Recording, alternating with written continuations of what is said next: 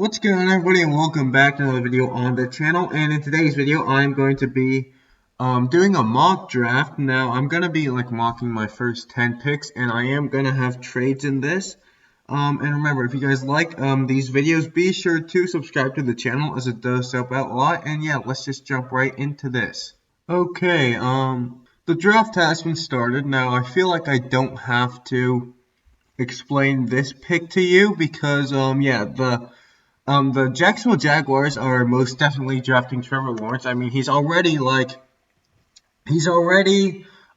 it called? He's already started donating to charities in Jacksonville, so it's pretty much a lock. He's the best quarterback on the draft. I think Urban Meyer took this job so he would have a chance to work with Trevor Lawrence. And yeah, that is that one's basically a lock. This one's also basically a lock. It's Zach Wilson. I mean, everywhere, you just look anywhere, and Zach Wilson is the player that the Jets are going to go after. And we saw a report the Eagles would have traded up to number 3 if they thought they had a chance to get Zach Wilson. But obviously they traded back, which means that they didn't have a chance even at number 3 to get Zach Wilson because the Jets would have taken him by then. And GMs talk with each other, so yeah, I feel like it's honestly a 100% lock that Zach Wilson goes to. Actually, I wouldn't say 100%, probably 99% that Zach Wilson goes to the Jets, even though I think that Justin Fields is quarterback number 2 in this draft class. But it's not what I think, it's what the teams think. Now,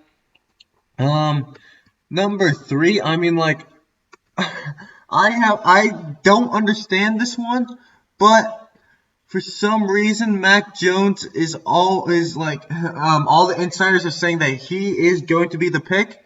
They're saying that Kyle Shanahan and John Lynch love Mac Jones, and there was a report that came out today. Well, actually, a few days ago, the betting odds actually shifted to Justin Fields going here, but a new report came out today that said that Mac Jones is the most ready of the quarterbacks, aside from probably Trevor Lawrence. So that is why the 49ers want to get him, because they want a ready quarterback so they can just move off of Jimmy G as soon as possible. I don't agree, but I mean, everyone is saying that this, all the insiders, everything that's been leaked is saying that Mac Jones is going to the 49ers. So I suppose that's gonna happen. Now, number 4, I think that the Atlanta Falcons will definitely trade out of this spot because, well, first of all, they have Matt Ryan. Matt Ryan is he's not so Matt Ryan's contract, he's not going anywhere because they're going to have to eat so much dead cap.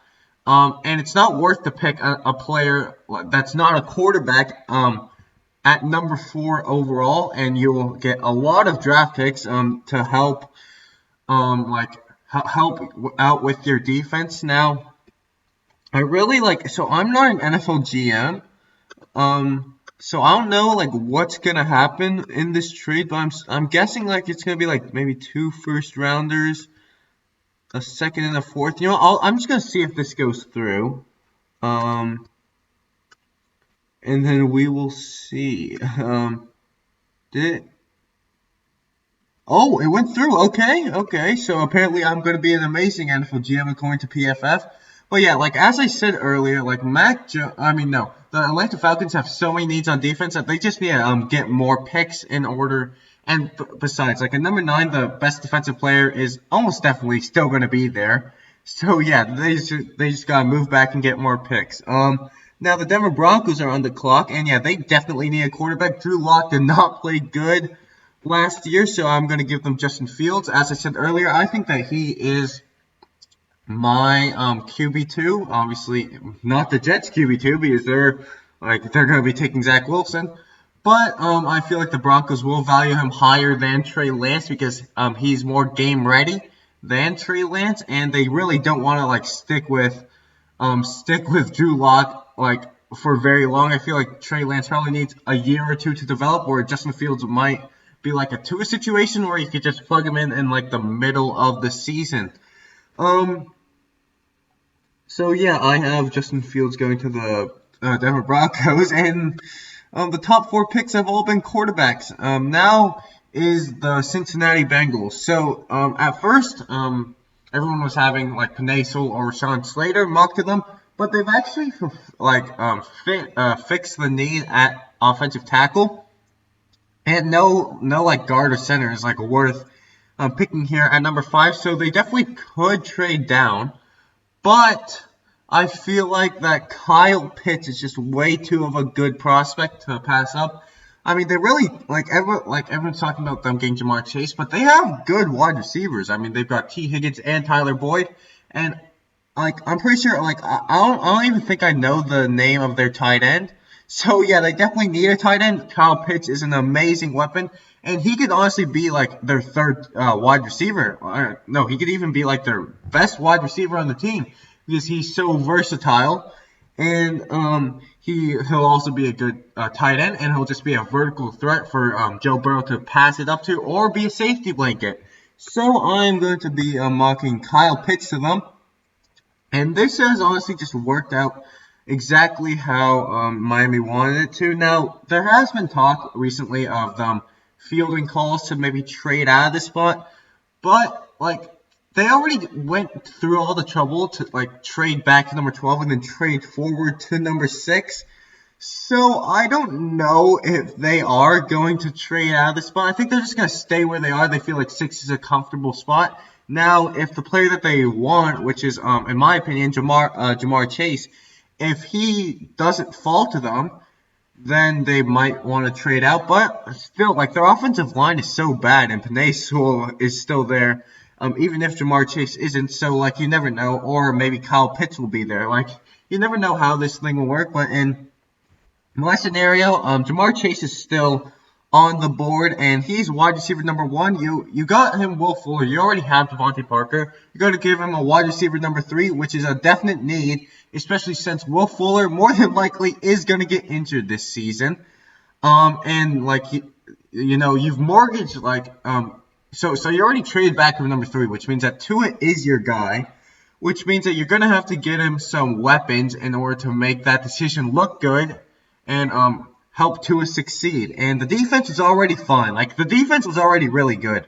And there isn't, like, a player worth taking at number 6 overall on the defensive side of the ball. So for me, it's definitely between Panay Sewell because they honestly could use help on their offensive line. But they drafted so many offensive linemen last year, and they drafted a tackle in the first round last year. So they want to try to develop those young offensive lineman that they got, so they're going to get to another weapon in Jamar Chase.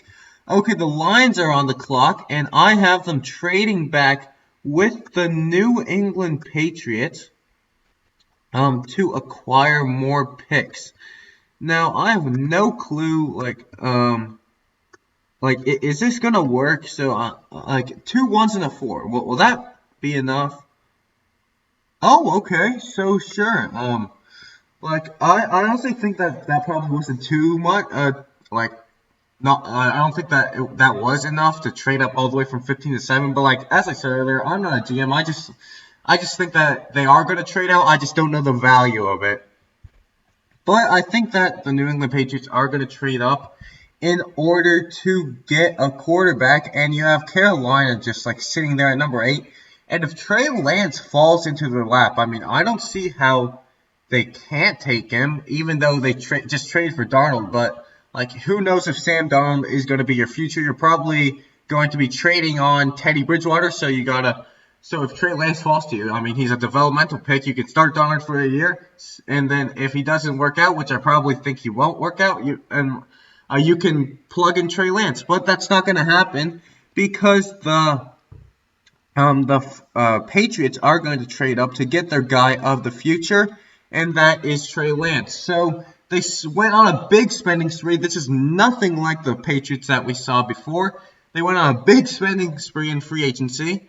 And they already, so if you look at Cam Newton's contract, a lot of it is incentive-based, that he actually starts games. So I do think that he is going to start games, but getting a quarterback and creating a little quarterback competition in order to maybe, not even pay Cam Newton, that money would be an ideal situation for the Patriots. Now, I think that Trey Lance is definitely a bit of a project, but he will be able to learn under Cam Newton, and he will be their quarterback of the future. And that team has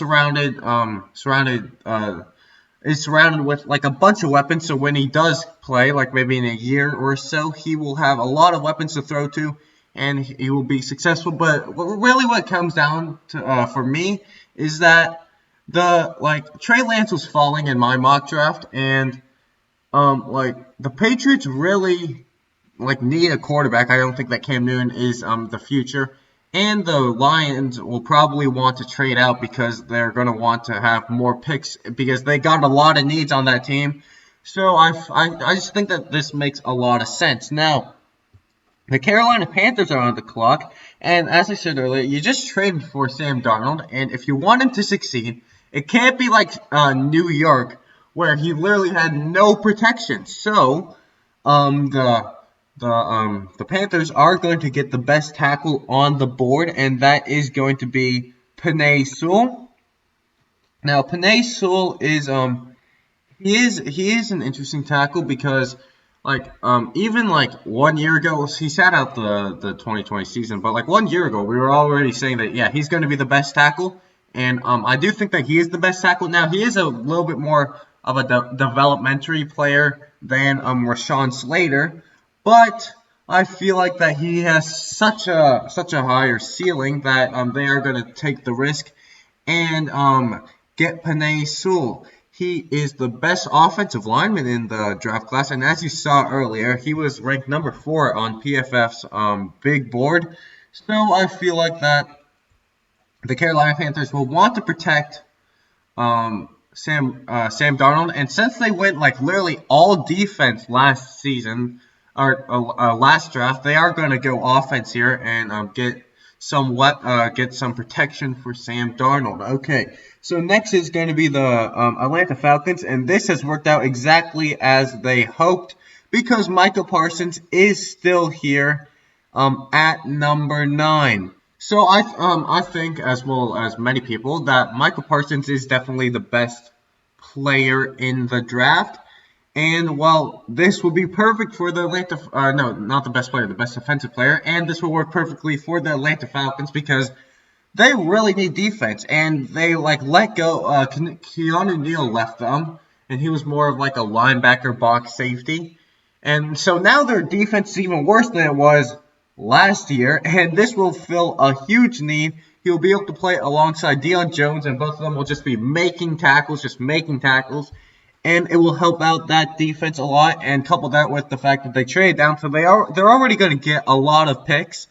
So then they will be able to get a lot of picks, and then get a lot of defensive players. They honestly might even do what the Panthers did last draft and just draft all defense because they need it. And then they'll start that out by getting Micah Parsons. Okay, and then number 10. I feel like this is pretty self-explanatory. Even though the 2 wide receivers have fallen, I swear to God, if they take another wide receiver when they don't need one, you already got CeeDee Lamb, Michael Gallup, and Amari Cooper. You don't need a wide receiver. Could argue that they probably could get Rashawn Slater because they definitely have a need on the offensive line. But I think that they have a much more pressing need on the back end, and definitely at cornerback they really got only Trevon Diggs, and that's literally it. They don't have anyone else. So I think that they will get Patrick Surtain, and then he will just help out their back end of their defense, make their defense better than last year, because that is a definite need because their defense was atrocious last year.